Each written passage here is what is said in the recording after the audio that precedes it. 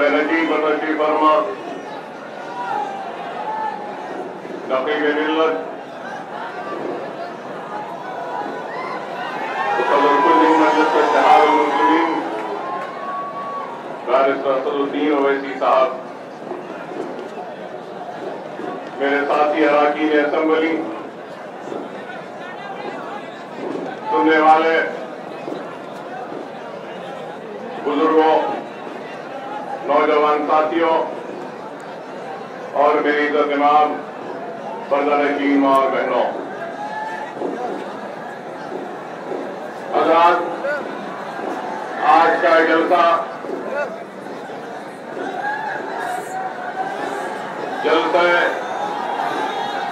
یار سالار محترم کے نام سے منعقد کیا جا رہا ہے اور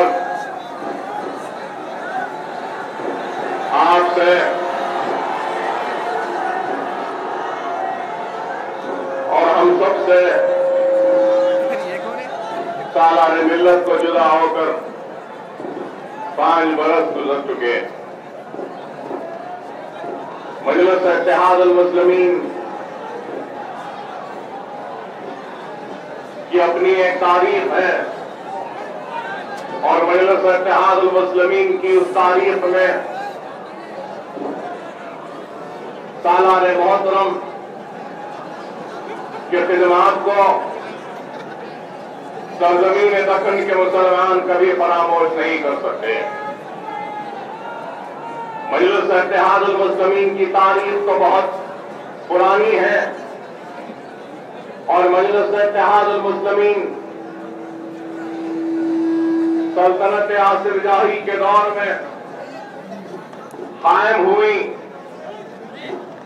اور مجلس اتحاد المسلمین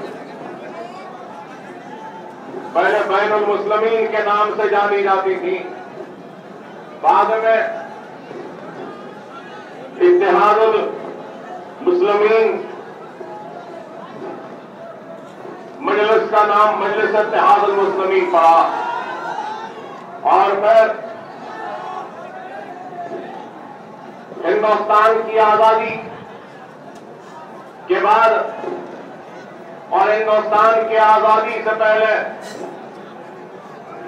پولیس ایکشن ہوا سرزمین دکن پر اور پولیس ایکشن کی تباہی و بربادی سے شاید یہاں کھڑے نوجوان واقف نہیں۔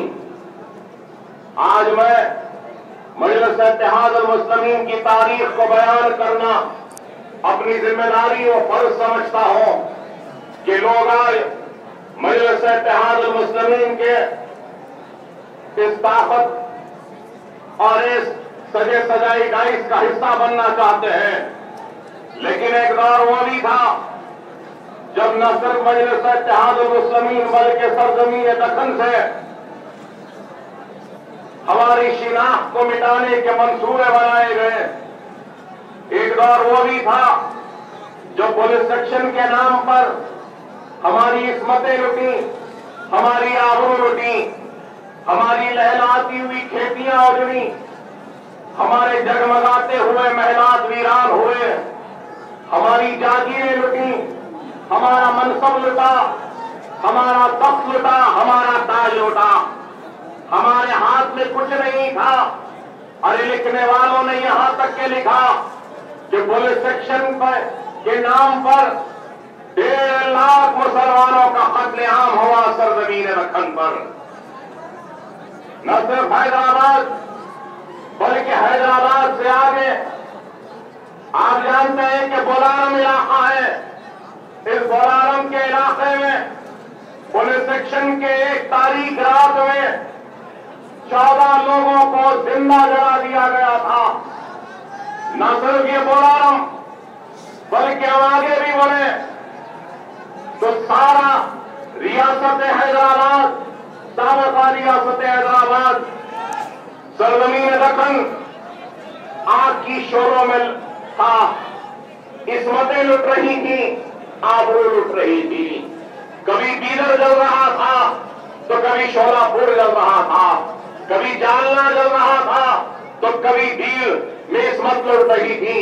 تو کبھی اورنگ آباد میں تباہی و بربادی تھی، تو کبھی ناندیڑ میں مسلمانوں کا قتل عام ہو رہا تھا۔ ارے ہر جگہ پر، گلبرگہ میں تباہی و بربادی، ہر جگہ سابق ریاست حیدرآباد میں چن چن کر مسلمانوں کی عزتوں کو لوٹا گیا، ان کی آبرو کو لوٹا گیا، ان کو تباہ و تاراج کر دیا گیا۔ اور مولانا ابوالکلام آزاد نے مخاطب ہوتے ہوئے کہا تھا کہ پولیس سیکشن ایک ایسا ناسور ہے جس کو میں اپنے ساتھ اپنے خبر میں لے جاؤں گا۔ ایسی تباہی و بربادی ہوئی ہمارے تخت و تاج چھین لیے گئے، جاگیریں چھین لی گئی، ہماری منصبیں لٹ گئیں، ہم تباہی و بربادی کے دہانے پر آ گئے۔ کل تک جو جاگیردار تھا، صبح کا سورج نکلا اور وہ اس کی جاگیر لٹنے کے بعد وہ روڈ پر فٹ پاتھ پر آ گیا۔ ایسی تباہی و بربادی تھی کہ ایک بوڑھے باپ کے کھانے پر نوجوان بیٹے کی لاش کا بوجھ ڈالا گیا، تو پھر کئی جگہوں پہ ہماری بستیوں کو لوٹا گیا، ہماری آبادیوں کو تباہ برباد کر دیا گیا۔ بہرحال ایک تاریخ ہے، پنڈت سندر لال نے اپنے رپورٹ میں ہی کہا کہ 1.5 لاکھ مسلمانوں کا قتل عام ہوا تھا۔ ارے آج مورخ کا قلم آزاد نہیں ہے، اس لیے حقیقی تصویر سامنے نہیں آتی اور صرف مسلمانوں کو ظالم بنا کر بتلا کر پیش کیا جاتا ہے۔ آج سے 4 روز قبل بھی فرقہ پرست ایک ٹی وی چینل میں تاریخ حیدرآباد کو بتایا گیا تو صرف اور صرف مسلمانوں پر کیچڑ اچھالا گیا، ان کو ظالم بتایا گیا، ان کی حکومت کو ایک ظالموں کی حکومت سے تعبیر کیا گیا۔ ارے مسلمان ظالم نہیں، مسلمان حکمرانوں نے ارے اس سرزمین دکن کو سجایا ہے، سنوارا ہے۔ اگر آج دنیا سے کھینچ کر لوگ اگر حیدرآباد کی طرف آتے ہیں تو دعوت نظارہ اگر حیدرآباد کو کھینچ کر لاتا ہے یا دیتا ہے تو وہ 4 مینار کی 4 بلندیاں دیتی ہے۔ اگر حیدرآباد کوئی آتا ہے تو مکہ مسجد کو دیکھنے آتا ہے، قلعہ گولکنڈہ کو دیکھنے آتا ہے۔ اور مسلم حکمرانوں نے 3 لاکھ کی شہر کی آبادی کے لیے ہمایت ساگر و عثمان ساگر بنایا۔ ارے کتنے تالاب بنائے، ارے نہ صرف تالاب، نہ صرف یہ خوبصورت عمارتیں بلکہ عثمانیہ یونیورسٹی بھی ہمارے ہی آبا و اجداد اور مسلمان حکمرانوں نے بنائے، کیا اس بات سے انکار کیا جا سکتا ہے؟ دواخانے عثمانیہ کس نے بنایا؟ مسلم حکمرانوں نے بتایا۔ ارے ظالم ہوتے تو یہ عمارتیں تعمیر نہ کرتے۔ ارے آج جس عمارت میں بیٹھ کر اس ریاست کے فیصلے ہو رہے ہیں اور کل کو شاید اس ریاست کے تقسیم کا بھی فیصلہ ہو، وہ اسمبلی بھی مسلم حکمرانوں نے مسلمانوں نے بنائی تھی۔ کیا اس بات سے انکار کر سکتے ہیں؟ ارے اس حقیقت سے انکار نہیں کر سکتے، لیکن مسلمانوں کو اور ان کی حکومتوں کو ظالم کہہ کر پیش کیا جاتا ہے۔ مسلمانوں نے نہ صرف اس ریاست کو سجایا ہے بلکہ اس ملک کو بھی سجایا ہے، سنوارا ہے۔ پولیس سیکشن کی تباہی و بربادی کے بعد جب ہمارا کارواں لٹ چکا تھا، ارے آج یہ آپ کے سامنے خلوت کا یہ پیلس ویران ہو چکا تھا، کنگوٹی پیلس ویران ہو چکا تھا، فلکنما پیلس ویران ہو چکا تھا، اور ہمارا تخت تاج عجائب گھر کی زینت بن چکے تھے۔ ہمارے پاس کچھ بھی نہیں تھا، صرف خوف تھا، مایوسی تھی۔ شاید میرے اس جملے پہ لوگ اعتراض کرے، لیکن ایک حقیقت ہے کہ بیگم بازار سے مسلمان ٹوپی پہن کر جاتا تو اس کی ٹوپی کو اٹھایا جاتا تھا۔ اور ایک دور وہ بھی تھا، ایسے ان حالات میں مجلس اتحاد المسلمین کا احیا کیا گیا. جب احیا ہوا تو لوگوں نے کہا کہ یہ دیوانوں کی جماعت ہے, یہ جنونیوں کی جماعت ہے, اور لوگوں نے یہاں تک کہا کہ کیا ضرورت ہے مسلمانوں کی ان کی اپنی جماعت کی. کئی لوگوں نے یہ تک کہہ دیا کہ 1.5 لاکھ مسلمان کٹے ہیں, کیا آپ اور مسلمانوں کو کاٹنا چاہتے ہیں. مجلس کے اس وقت کے صدر کو 48 گھنٹے میں ملک کو چھوڑ کر جانے کے لیے کہا گیا.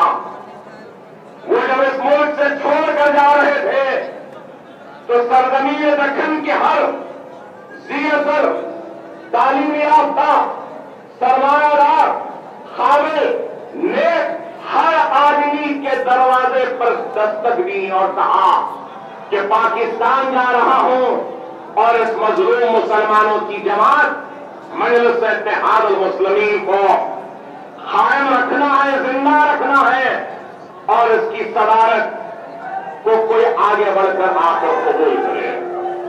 لیکن قاسم رضوی صاحب کی آواز چار مینار کے بلند میناروں سے ٹکرائی, پھر گولکنڈا کی مضبوط فصیل سے ٹکرائی, طویل پورے کے دروازے سے ٹکرائی, مکہ مسجد کے دیواروں سے ٹکرائی, ہر جگہ ٹکرا کر مایوس روٹی. تو رضوی صاحب نے کہا کہ میری آخری امید اگر کوئی ہے تو وہ عبدالواحد اویسی ہے. تو اپنے قاصدوں کو بھیجایا کہ جہاں عبدالواحد اویسی صاحب سے بولو کہ میں ملنا چاہتا ہوں, بات کرنا چاہتا ہوں. مرحوم صدر عبدالواحد اویسی صاحب فقہ ملت اور مرحوم صدر سالار ملت علامہ سلطان صلاح الدین اویسی صاحب اپنے گھر سے روانہ ہوتے ہیں, ادی کمیر جاتے ہیں عثمانی یونیورسٹی کے پاس جہاں پہ رضوی صاحب کا قیام تھا. وہاں پہ جا کر ملاقات کرتے ہیں تو رضوی صاحب کہتے ہیں کہ اویسی صاحب میں نے ہر ایک سے درخواست کی, ہر ایک سے التجا کی, ہر ایک سے خواہش کی کہ اس مظلوم مسلمانوں کی قیادت اپنے ہاتھ میں لے لے, مجلس کی صدارت کو لے لے, لیکن کوئی بھی تیار نہیں ہے. میں اب آپ, میری آخری امید ہے, میں آپ سے درخواست کرتا ہوں, بتائیے کیا آپ مجلس کی صدارت کو قبول کرنے تیار ہیں. عبدالواحد اویسی نے کہا کہ رضوی صاحب آپ درخواست نہ کریں, یہ سرزمین دکن کا یہ غیور مسلمان آپ کا حکم کا تابع ہے, آپ حکم کریے, اس کانٹوں بھرے تاج اور مظلوم مسلمانوں کی قیادت کو اپنے ہاتھ میں لینے تیار ہو. اور عبدالواحد اویسی نے مجلس اتحاد المسلمین کی صدارت کا کانٹوں بھرا تاج اپنے سر پہ پہن لیا اور مجلس کی صدارت کو قبول کیا. اور اس کے بعد رضوی صاحب پاکستان کو روانہ ہو گئے. ایک کاغذ منگایا, روانہ ہونے سے پہلے کاغذ پہ لکھا کہ میں عبدالواحد اویسی کو صدر مجلس اتحاد المسلمین نامزد کرتا ہوں. بعد میں اراکین شورا سے اس کی توثیق کرا لی جائے اور پاکستان کے لیے روانہ ہو جاتے ہیں. اور مجلس کی صدارت لی تو اس وقت مجلس کے پاس ایک پیسہ بھی نہیں تھا. مجھے یاد آتا ہے سالار کا وہ جوڑا اور ایک ٹوٹا قلم اور پھٹا کاغذ بھی مجلس کے پاس نہیں تھا. ارے وہ حالات تھے مجلس کے. مجلس کی قیادت لی اور پھر نکل پڑے شہر حیدرآباد میں جلسے کرنے کے لیے. ارے آج مجلس کے جلسوں میں ہزاروں اور لاکھوں کا مجمع ہے. آج جہاں تک میری نظر جا سکتی ہے وہاں تک سروں کا سمندر ہے.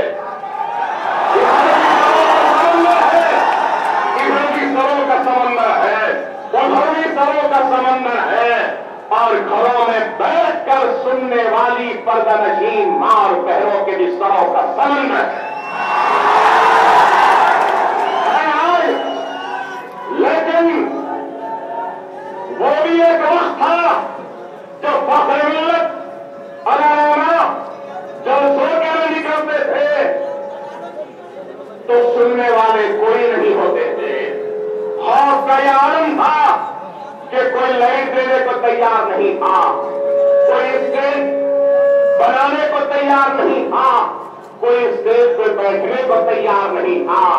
اپنے گھر کے دروازوں وہ دربیوں وہ کھڑکیوں میں سے جھانک کر دیکھتے تھے, اپنے گھروں سے نکل کر جلسوں میں بیٹھ کر سننے کی ہمت مسلمانوں میں نہیں تھی. یہ خوف کا عالم تھا, یہ خوف کا عالم تھا. جب عبدالواحد اویسی وہ خاطب کرتے تو سننے والا سلطان صلاح الدین اویسی ہوا کرتا تھا, جب صلاح الدین اویسی وہ خاطب کرتے تو سننے والا عبدالواحد اویسی ہوا کرتا. اور یہ حالات تھے. صرف غریب مسلمان جب پہلا جلسہ ہوا تو 2 سے 3 لوگ تھے, دوسرا جلسہ ہوا تو پھر 3 لوگ, 10-12 جلسے ہوئے تو 8-10 لوگ, 100 جلسے ہوئے تو 25-30 لوگ. اور وہ 25-30 لوگ میں کون تھے؟ ارے اسی سرزمین دکن کا غریب مسلمان تھا, پنچر جوڑنے والا مسلمان تھا, رکشے والا مسلمان تھا, بندی والا مسلمان تھا, غریب مسلمان تھا. خاندان اویس ایک نہیں 1000 سلام کرتا ہے غریب مسلمان کو کہ وہ نکل کر آئے. پہلے غریب مسلمان نکل کر آیا, بعد میں رئیس آنے لگے, بعد میں پیسے والے آنے لگے, بعد میں دولت مند آنے لگے, بعد میں سرمایہ دار آنے لگے. الحمدللہ اللہ کا شکر ہے آج اس دیش پہ کئی دولت مند ہے, کئی سرمایہ دار ہے, لیکن ایک وقت تھا مجلس کو طاقت دی, اپنا پسینہ دیا, اپنا خون دیا تو غریب مظلوم مسلمان دیا. اور یہی غریب مسلمانوں نے مجلس اتحاد المسلمین کو سجایا, سنوارا. اور پھر 3 مارچ کو, مارچ کے مہینے میں 2 مارچ کو پسل بننے میں مجلس اتحاد المسلمین کا جلسہ ہوا. نوجوانوں سنو اس تاریخ کو, یہ تمہاری وہ تاریخ ہے جس کو تم کبھی بھولنا نہیں. اور وہ 2 مارچ کا جلسہ مجلس اتحاد المسلمین کی تاریخ کا سب سے بڑا جلسہ تھا. لوگ اپنے ساتھ پانی لے کر آئے, جانی مازے لے کر آ رہے تھے, شطرنجیاں لے کر آ رہے تھے. اور غریب مسلمان ہے کہ فخر ملت عبدالواحد اویسی کے اس باغ جو پسل منڈے میں تھا, جو آج جمال کالونی, ریاست نگر, رکشا پورم جس کو کہتے ہیں, وہاں پہ باغ تھا, وہاں پہ مجلس کا جلسہ ہوا. تو کہنے والے کہتے ہیں کہ لاکھوں مسلمانوں نے اس جلسے میں شرکت کی تھی, جلسے میں شرکت کی. جلسہ ہو ہی رہا تھا, پولیس نے فخر ملت مولوی عبدالواحد اویسی مرحوم کے اس باغ کو, اس گھر کو گھیرے میں لے لیا. جلسہ ختم ہوا, فجر کی نماز بھی نہیں ہوئی, اذان بھی نہیں ہوئی. فخر ملت علیہ رحمہ تہجد کی نماز کے لیے اٹھے تو پولیس آ کے کھٹکا مارتی ہے اور عبدالواحد اویسی صاحب کو سے کہتی ہے کہ ہم آپ کو گرفتار کرنے کے لیے آئے ہیں. اور پھر رات کی تاریکی میں عبدالواحد اویسی صاحب کو گرفتار کیا جاتا ہے. گرفتار کر کر چنچل گلے کی جیل میں ان کو قید کر لیا جاتا ہے۔ فخر ملت گھر سے روانہ ہوتے ہوتے اپنے 26 سالہ نوجوان بیٹے کو طلب کرتے ہیں اور کہتے ہیں کہ اے سلطان صلاح الدین اویسی، آج تمہارا باپ جیل میں جا رہا ہے، نہیں معلوم کہ میں جیل سے زندہ بھی آؤں یا نہیں معلوم کہ مجھے حکومت ہند ہو سکتا ہے کہ پھانسی پر لٹکا دے۔ خیر جو بھی ہو، اس ملت اسلامیہ اور مظلوم مسلمانوں کی خیانت اور ان کے عزم، ان کے ارادوں کی حفاظت آج تمہارے ہاتھ میں سونپتا ہوں۔ اور عبدالواحد اویسی اپنے 26 سالہ نوجوان بیٹے کو مجلس اتحاد المسلمین کا کارگزار صدر نامزد کرتے اور جیل کو چلے جاتے۔ وہاں سے شروع ہوا سلطان صلاح الدین اویسی کی جدوجہد، قربانیاں، محنت، وہ کوششوں کے سفر کا آغاز۔ کیسے کیا آغاز؟ یہ عالم تھا کہ آج ہم جیل کو جاتے ہیں، ارے ہم جیل کو گئے، مصیبت ہوئی، تکلیف ہوئی، لیکن فخر ملت کو جتنی تکلیف ہوئی اتنی تکلیف تو شاید کسی کو نہیں ہوئی۔ فخر ملت کو جیل میں ڈال دیا گیا تو سالار ملت کے گھر کی لائٹ کاٹ دی گئی، تو سالار ملت کے گھر کا پانی کاٹ دیا گیا، تو سالار ملت کے جتنے پیسے بینک میں تھے ان سارے کھاتوں کو ضبط کر لیا گیا، منجمد کر لیا گیا۔ ایسا ظلم، ایسا ستم، اتنی مصیبتیں ہوئیں اور ان ساری مصیبتوں کو چھیڑتے ہوئے، محاورہ کرتے ہوئے سالار ملت نے اپنی جدوجہد کا آغاز کیا۔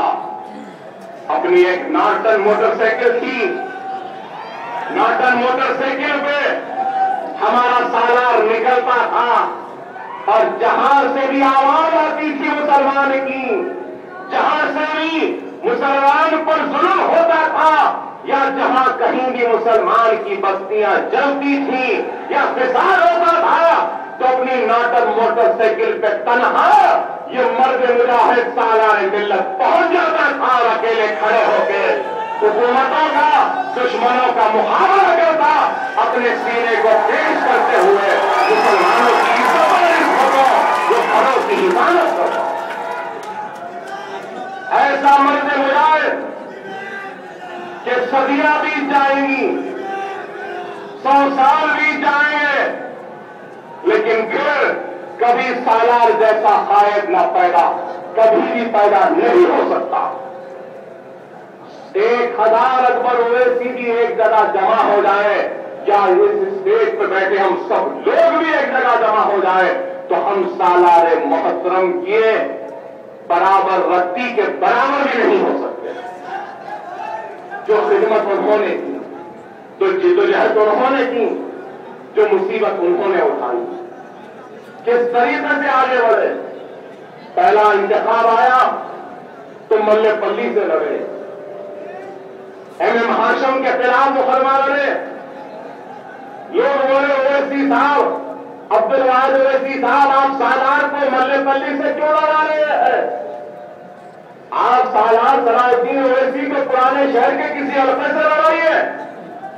تو عبدالواحد اویسی نے کہا نہیں، سب سے مشکل جو سیٹ ہے میں وہاں سے صلاح الدین اویسی کو لڑانا چاہتا ہوں۔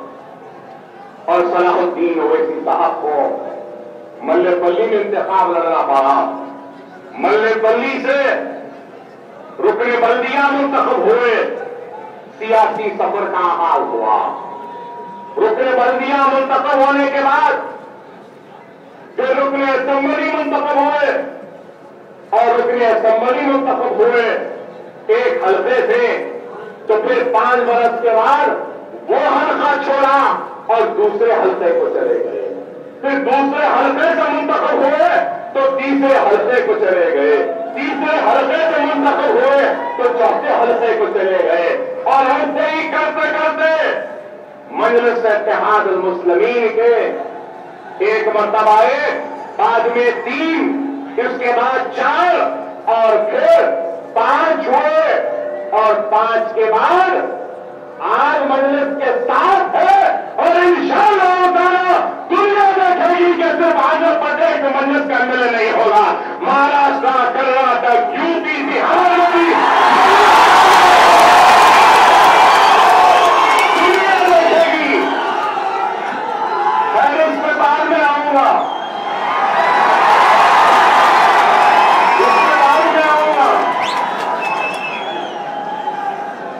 مجلس کی طاقت بڑھتی گئی، اور ایک وقت آیا کہ یہی سلطان صلاح الدین اویسی صاحب آندھرا پردیش اسمبلی کے سینئر رکن اسمبلی بنے، اور اسپیکر بن کے اسپیکر کی کرسی پر بھی فائز تھے۔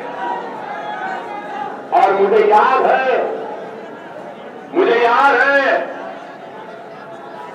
یہ تیلگو دیشم کے صدر NT راما راؤ، ان کا تختہ الٹ گیا تھا، ناریندا بھاسکر راؤ ان کی پارٹی سے آئے تھے۔ جس طریقے سے چندرا بابو نائیڈو NT راما راؤ کی کرسی کھینچ دیا تھا نا، بیچارے NT راما راؤ سے پہلے بھی ہوا تھا، بھاسکر راؤ نے کرسی کھینچ لی تھی، اندرا گاندھی نے بھاسکر راؤ کو چیف منسٹر بنا دیا تھا، اور اسپیکر صلاح الدین اویسی صاحب بن گئے۔ یہ NT راما راؤ دلی جا کر بولا، ارے یہ صلاح الدین اویسی اسپیکر ہے تو میں چیف منسٹر کیسے بن سکتا ہوں، بتاؤ اماں، بول کے بولا تھا۔ اور پھر ناریندا بھاسکر راؤ آ کر بولے کہ مجلس کے 5 MLA ہیں، آپ کی تعریف ہم چاہتے ہیں۔ آپ آج دیکھتے ہیں کہ جب بھی MLA کی ضرورت ہے تو تھیلیاں تھیلے نوٹوں کے جاتے ہیں۔ پارلیمنٹ میں بھی گڈیاں پکڑے گئے تھے، آپ دیکھے ہوں گے، منموہن سنگھ کی حکومت کو بچانے کے واسطے گڈیاں پارلیمنٹ میں لا کے ڈالے۔ اور اس وقت جب بھاسکر راؤ نے کہا مجلس کی تعریف چاہیے تو سالار نے کہا کہ ہم تعریف کریں گے، تم ہم کو کیا دو گے؟ تو ناریندا بھاسکر راؤ نے کہا آپ جو بولے دیں گے۔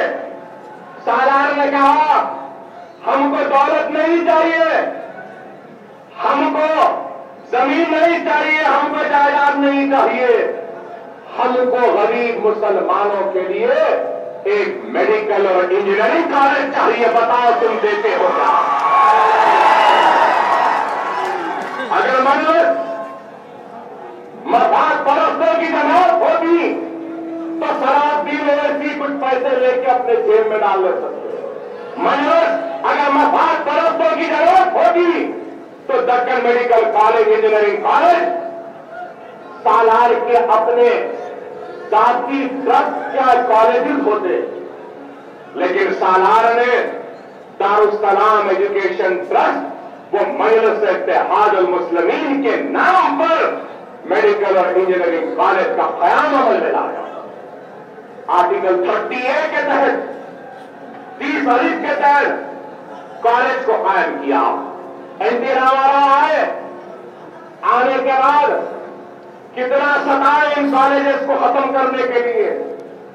NT راما راؤ گئے، چنا ریڈی آئے تو وہ بھی ستائے۔ چنا ریڈی کون سے وکیل کو ٹھہرائے؟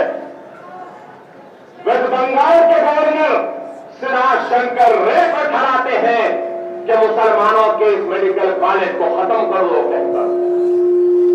ارے یہی سالار ملت تھے جو سپریم کورٹ میں اس مقدمے کو لڑے۔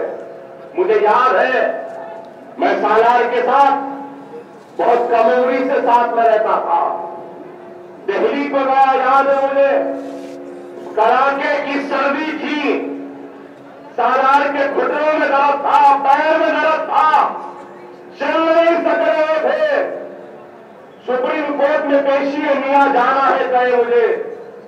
صبح فجر کو اٹھانا بولے، 5 بج گئے، 6 بج گئے، 7 بج رہے تھے تو میں بے چین ہوا کہ کیوں سالار اٹھے نہیں، جا کر دیکھیں گے. مجھے آج بھی وہ دن یاد ہے. میں نے دیکھا ہے آپ کی اور میرے سالار کو دہلی کے اپنے کمرے میں ایسا رینگتے ہوئے کہ اتنا درد تھا کہ اٹھ کر کھڑے بھی نہیں ہو سک رہے تھے، کہ پیر سجے ہوئے تھے، یورک ایسڈ بڑا ہوا تھا، تڑپ رہے تھے. میں نے جا کر اٹھایا، کہا بابا کیا حال ہے؟ تو بولے میاں بہت درد ہے. میں نے کہا سو جائیے، تو بولے نہیں میڈیکل کالج کی پیشی ہے، اگر آج نہیں جاؤں گا تو ہمارے میڈیکل کالج کا مقدمہ ہم ہار جائیں گے. ارے اتنی تکلیف میں اپنے ہاتھوں سے سہارے سے اٹھایا سالار کو، گاڑی میں بٹھایا، شیروانی پہنے ویسی، اور سپریم کورٹ کو گئے. جب گئے تو ہمارا وکیل جو تھا چنا ریڈی ہے، ہمارے وکیل کو خرید لیا تھا اور وہ خاموش بیٹھا ہوا تھا. سالار پہنچتے ہیں اور کہتے ہیں کہ مہاراج میں کچھ کہنا چاہتا ہوں. جب کہنے لگا آپ کے وکیل ہے، آپ کون؟ تو کہنے لگے نہیں، میں اس دارالسلام ایجوکیشن ٹرسٹ کا چیئرمین ہوں، میں کچھ کہنا چاہتا ہوں. وہ آگے بڑھتے ہیں اور کہتے ہیں کہ جج صاحب میں بحیثیت چیئرمین وہ صدر مجلس میرے اس وکیل کو برخاست کرتا ہوں کیونکہ یہ وکیل مل چکا ہے. آپ آئندہ پیشی کی تاریخ دیجیے، میں نئے وکیل کے ذریعے اپنا مقدمہ لڑوں گا. ارے یہ وکیل تبدیل ہوتا ہے، نیا وقت ملتا ہے، نئی وکیلوں کی ٹیم سے لڑتے ہیں اور لڑنے کے بعد سپریم کورٹ سے مقدمہ جیتتے ہیں اور دکن میڈیکل کالج قائم رہتا ہے. اور آج بھی دکن میڈیکل کالج سے ہزاروں بچے ڈاکٹر بن کے نکل رہے ہیں. ہزاروں بچے. انجینئرنگ کالج ہے، medical college, MBA MCA، Darussalam bank. آپ بتائیے پروڈنشل بینک ڈوبا، چار مینار بینک ڈوبا، واسوی بینک ڈوبا، آسن زوبی ڈوبا، شہید بھائی الفلاح گئے، سب گئے، دارالسلام بینک کبھی نہیں گیا، نہ ڈوبا.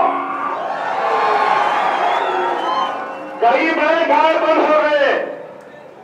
ارے اس وجہ سے کہ اس بینک کو قائم سالار ملت نے کیا تھا.